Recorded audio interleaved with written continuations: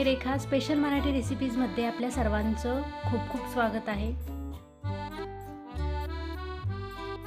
फक्त एका साहित्यापासून बनणारे आणि वर्षभर टिकणारे असे उपवासाचे पापड आज आपण बनवणार आहोत।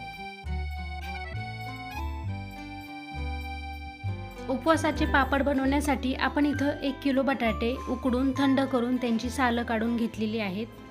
त्यानंतर बटाटा किसणीच्या मदतीने किसून घेऊ।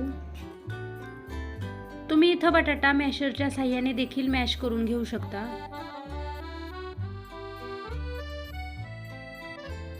अशा पद्धतीने सर्व बटाटा आपण इथं किसून घेऊ।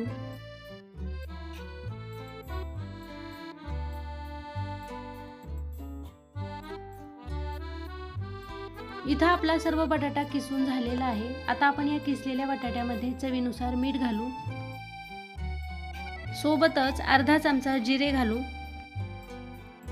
त्यानंतर यामध्ये 1 चमचा हिरव्या मिरचीची पेस्ट घालू। आता हे सर्व साहित्य छान मिक्स करून घ्यायचं आहे।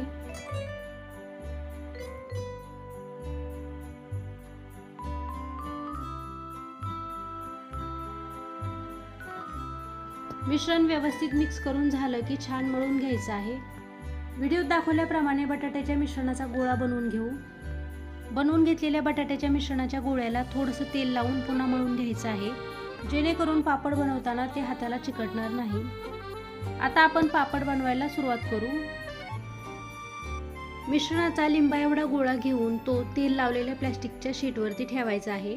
त्यानंतर गोळ्यावरती अजून एक प्लास्टिकची शीट ठेवून एका प्लेटने अशा पद्धतीने प्रेस करून घ्यायचं आहे आणि इथं आपला बटाट्याचा पापड तयार आहे। आणि व्हिडिओ दाखवल्याप्रमाणे बनलेला पापड प्लास्टिकच्या शीटवरती अलगदपणे काढून घेऊ। प्रत्येक वेळेस पापड बनवताना प्लास्टिकच्या शीटला तेल लावायची गरज नाही। अशा पद्धतीने आपण सर्व पापड बनवून घेऊ। पूर्ण दिवसभराच्या कडक उन्हामध्ये हे पापड छान सुकतात।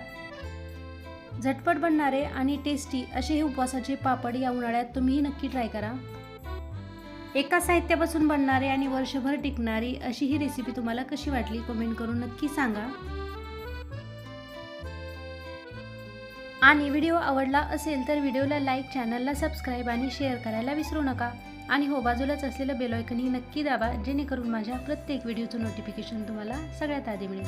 पुन्हा भेटूयात पुढच्या रेसिपीसोबत, तोपर्यंत नमस्कार।